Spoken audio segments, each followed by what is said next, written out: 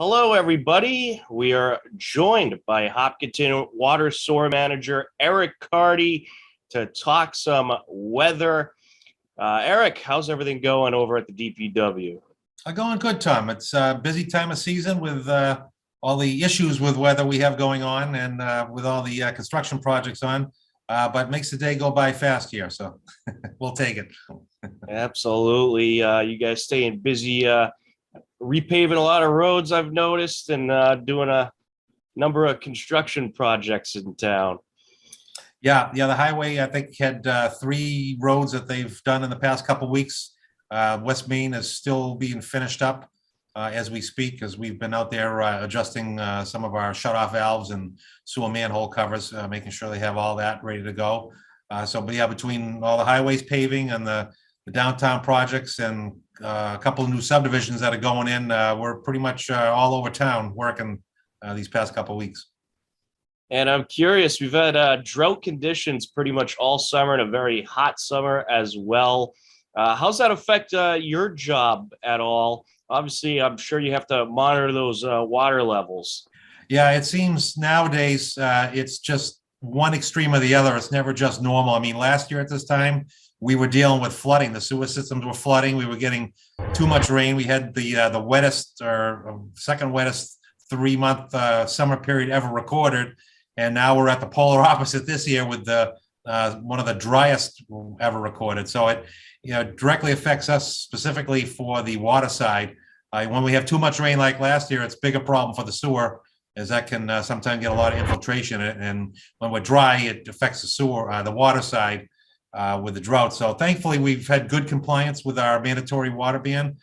We've been labeled a critical level 3 drought by the state, our area.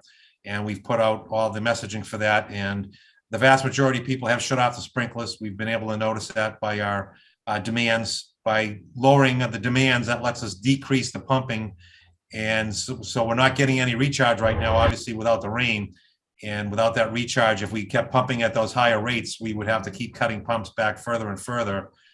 So right now we're kind of maintaining with the due to the drop in consumption. So hopefully we'll get some of the rains that you and I just talking a little earlier off air. The storm last Friday, they had us at 5 inches. The next day they had us at none. Then Sunday they had us back to 3 inches, and then yesterday none, and now we're back to maybe a couple of inches. So we'll wait and see, but hopefully we can get that, because that'll definitely help. I'm over in Lake Naspernock, and the lake is down 11 inches. And I've never seen it this low this early in August. As rocks already showing up, like we're already started a drawdown, which we haven't.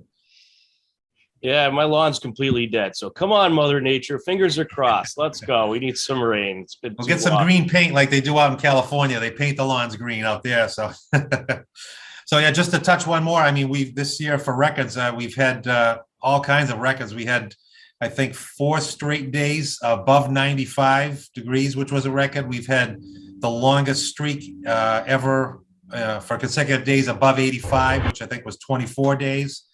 And then we've had just the driest or the overall warmest 30-day stretch ever recorded since they've been keeping records since the 1800s. So we're breaking all kinds of records. So I guess if it's going to be this hot, you might as well break the records while you're doing it. Right. Absolutely. It was a good beach and pool summer, I would say. So long-term weather-wise, do you think we get a pattern change? Maybe we get some rain moving in? So it looks like some of the shorter range, long range models that'll go out a couple weeks have us right back into another warm pattern again. It does look like it might change to wetter overall, even though it's going to be warmer. So we'll, if we're going to get that warmth, hopefully we'll at least get the rain with it, which was the case last year, because we're definitely going to need it. Right now it's going to, people think if we get a couple inches, are we all setting out of the water ban? No, it's going to take substantial rains for a substantial period of time to catch up, because we are so low. I think we're at a 10-inch deficit right now.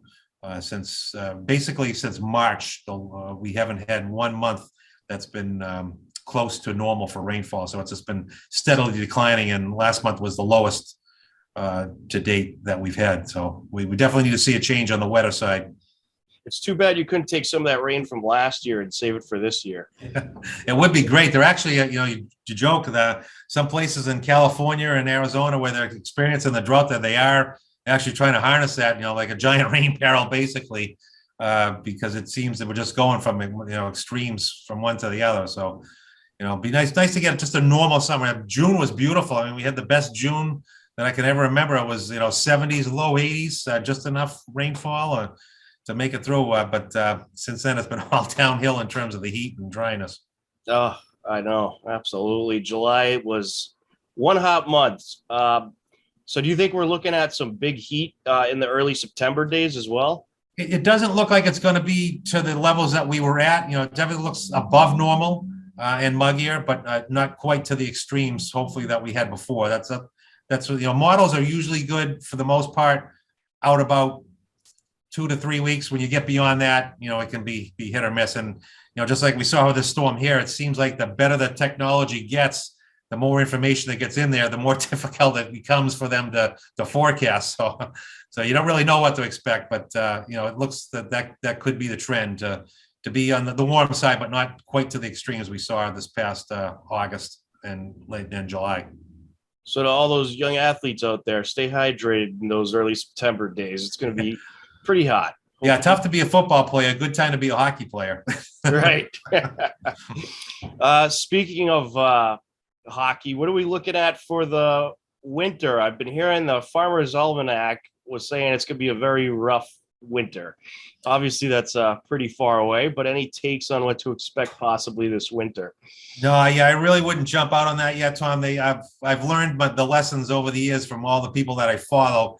Generally, a lot of people try to do predictions. I've seen some of the same things you've talked about with models predicting, some real cold spells, some snowy spells, but it's really not till mid-November, which is, basically getting into the winter months, that they really have a good handle on how everything's going to set up. It's just been so volatile. I mean, even over in Europe, France, and they've had record heat over there. So it's just, it's worldwide where these things are happening. And when it's hot in one area of the world, it's cold in the other. So it all interplays. So I think it's going to be till November before we get a good handle on there. Well, I have a feeling it'll probably be an active hurricane season with those warm seas. That's one thing that we definitely got to be worried about. The waters are definitely warm, and that just fuels them coming off. So we've got to hope from the fronts pushing off the west coast towards us to help push them out if we do get them. Well, you can catch Eric Carty's weather trends on our website on a weekly basis, hcam.tv. Eric, thank you so much for talking to us about what to expect weather-wise. All right. Thanks for having me on, Tom.